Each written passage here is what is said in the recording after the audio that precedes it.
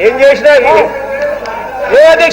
Please అధ్యక్ష please అధ్యక్ష రాష్ట్రంలో ఇండస్ట్రీస్ రావాలని చెప్పి ప్రభుత్వం ప్రయత్నం చేసి చంద్రబాబు నాయుడు గారు ఇతర దేశాలకు వెళ్ళి ఇండస్ట్రీస్ తీసుకొస్తున్నారు. ఈస్ట్ గోదావరి సంబంధించి ఆయన చెప్పిన విషయానికి వచ్చినప్పటికి ఇండస్ట్రీస్ కోసం ఎప్పుడో భూమంతా ఎక్వైరీ చేసాం, దాన్ని ఇండస్ట్రీస్ కి ఇలా ప్రారంభించడానికి రెడీగా ఉన్నాం. దానికి వచ్చి అక్కడ వద్దని చెప్తున్నాడు. ఓ పక్కనేమో అభివృద్ధి కోసం చెప్తున్నాడు, ఓ పక్కన చేసినప్పుడు ఏమో చేయాలని చెప్తున్నాడు, లేకపోతే చేయొద్దని చెప్తున్నాడు ఆయన. అక్కడ ఇండస్ట్రీస్ కావాలి. ఎందుకంటే ఆక్వా రైతులందరూ కూడా అక్కడ మీ అందరూ కూడా ఆల్టర్నేట్ కూడా చూపెడతామని కూడా చెప్పి వాళ్ళతో కూడా మాట్లాడడం జరిగిందండి. ఖచ్చితంగా ఇండస్ట్రీస్ కావాలి. ఈస్ట్ గోదావరికి వచ్చి ఇండస్ట్రీస్ వద్దని చెప్తున్నాడు, వెస్ట్ గోదావరి వచ్చి ఇండస్ట్రీస్ వద్దని చెప్తున్నారు. ఇది గుర్తులో పెట్టుకోవాలని తెలియజేస్తుంది. అధ్యక్ష,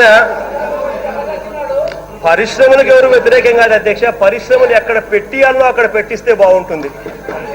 తీసుకొని పోయి ఫార్మాసిటీలో పెట్టిస్తే అక్కడ ఫార్మాసిటీలో ట్రీట్మెంట్ ప్లాంట్స్ ఉంటాయి, అక్కడ పెట్టిస్తే పర్వాలేదు. కానీ తీసుకొని వచ్చి పూర్తిగా తునిలో ఎక్కడైతే హ్యాచరీస్ ఉన్నాయో ఆ హ్యాచరీస్ క్లస్టర్ లో తీసుకొని వచ్చి అది పెడితే ఆ హ్యాచరీస్ బతకాలంటే వాటికి గుండకాయ సముద్రపు నీళ్లు, ఆ సముద్రపు నీళ్లు ఉంటేనే అక్కడ హ్యాచరీస్ బతుకుతాయి.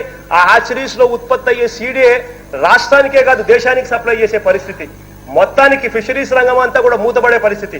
అదొకటే కాదు అధ్యక్ష, చంద్రబాబు నాయుడు గారు పాలసీల వల్ల ఎక్కడ పడితే అక్కడ పొల్యూటెంట్ ఇండస్ట్రీస్ తీసుకొని వచ్చి సముద్రంలో కలుపుతూ ఇవాళ చేపలు పట్టే వాళ్ళు మత్స్యకారులు ఇవాళ వేటకు పోవాలనంటే ఇంతకు ముందు ప్రయాణం చేస్తున్న దూరం కన్నా ఇంకా చాలా లోతుగా సముద్రంలోకి పోవాల్సి వస్తా ఉంది చేపలు పట్టడానికి. ఆ లోతుగా పోయే కొద్దీ ప్రతి మత్స్యకారుడు కూడా తిరిగి ఇంటికి వస్తాడా అన్న భయం ప్రతిరోజు పెరుగుతా ఉంది చంద్రబాబు నాయుడు గారి పాలనలో. అధ్యక్ష ఇవన్నీ కూడా ఎందుకు చెప్తా ఉన్నాను అనంటే, అటు ఆక్వా రంగం కానీ లేదా ఇటు వ్యవసాయ రంగం కానీ, ఇదే వ్యవసాయ రంగంలో అధ్యక్ష ఇదే చంద్రబాబు నాయుడు గారి మేనిఫెస్టో ఒకసారి తీసుకోండి అధ్యక్ష. ఇదే వ్యవసాయ రంగంలో చంద్రబాబు నాయుడు గారు ముఖ్యమంత్రి అయ్యే నాటికి తాను అన్న మాటలు, మేనిఫెస్టోలో పెట్టిన మాటలు, Swaminathan commission report, Swaminathan commission సిఫార్సులు ఇంప్లిమెంట్ చేయిస్తాం, కేంద్ర ప్రభుత్వంతో పెట్టుబడికి 50% లాభం వేసి కనీస మద్దతు ధర పెంచిచ్చే కార్యక్రమం చేస్తామని చెప్పి ఊదరగొట్టారు. నేను అడుగుతా ఉన్నాను అధ్యక్ష, ఇవాళ ఇదే చంద్రబాబు నాయుడు గారు కేంద్రంలో మంత్రులు ఉన్నారు, కేంద్రంలో భాగస్వామ్య ప్రభుత్వంగా ఉంది. కేంద్రంలో భాగస్వామ్య ప్రభుత్వంగా ఉన్న వీళ్ళు కనీస మద్దతు ధర విషయం ఒక్కసారి గమనిస్తే అధ్యక్ష ఇవాళ పరిస్థితి ఏమిటి అనంటే, చంద్రబాబు నాయుడు గారు ముఖ్యమంత్రి అయినప్పుడు వరి 1360 రూపాయలు ఉంటే అది కేవలం 2015-16కు వచ్చేసరికి 50 రూపాయలు పెంచి 1410 రూపాయలు. దాని తర్వాత అదే వరి 2016-17కు వచ్చేసరికి మరో 60 రూపాయలు పెరిగి 1470 రూపాయలు. అంటే వరి పెరిగింది ఎంత అని చూస్తే అధ్యక్ష లెస్ దెన్ 4% అధ్యక్ష. అంటే ఒక్కసారి పత్తి ఒకసారి గమనించండి అధ్యక్ష, కనీస మద్దతు ధర ఏ లెవెల్లో పెరిగింది అని అంటే 2014-15 ఆయన ముఖ్యమంత్రి అయ్యే నాటికి 3750 ఉంటే 2015-16లో 3800 అంటే 50 రూపాయలు. 2016-17కు సంబంధించి ఇది మీడియం స్టేపుల్ పత్తికి సంబంధించి, 2016-17కు సంబంధించి 3860 రూపాయలు అంటే మరో 60 రూపాయలు. అంటే పత్తి మీద పెంచింది కేవలం 1 నుంచి 1.5%. అధ్యక్ష నాకు ఒక్కటి చెప్పండి అధ్యక్ష, మనమంతా ఇన్ఫ్లేషన్ గురించి మాట్లాడతాం, ద్రవ్యోల్బణం గురించి మాట్లాడతాం.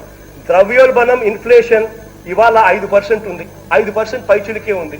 అంటే రైతులకు మన కనీస మద్దతు ధర పెంచింది కనీసం ఇన్ఫ్లేషన్ కు సరిపోయే విధంగా కూడా లేకపోతే రైతులకు రియల్ ఇన్కమ్ పెరిగిందా తగ్గిందా అని చెప్పి నేను మిమ్మల్ని అందరినీ కూడా అడుగుతా ఉన్నా అధ్యక్ష ఈ సభ ద్వారా. అధ్యక్ష ఇన్ఫ్లేషన్ అంటే తెలియకపోతే ఇక నేను అంత బేసిక్స్ నుంచి మొదలు పెట్టాలంటే కష్టం. అందుకనే తెలుగులో చెప్పా ద్రవ్యోల్బణం అని. అధ్యక్ష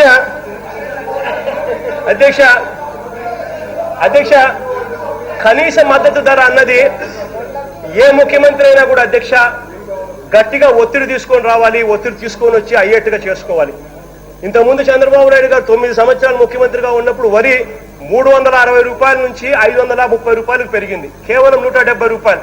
అదే రాజశేఖర రెడ్డి గారు ముఖ్యమంత్రిగా ఉన్నప్పుడు 530 రూపాయల నుంచి ఆ 5 సంవత్సరాల కాలంలో 1050కు పెరిగింది అధ్యక్ష కనీస మద్దతు ధర. అంటే అధ్యక్ష ఎవరైనా కూడా ఒక ముఖ్యమంత్రి అనే వ్యక్తి కేంద్రం మీద ఎలాంటి ఒత్తిడి తీసుకొస్తాడు, కేంద్రం మీద తీసుకొచ్చి ఆ ఒత్తిడి ఆధారంగా కనీసం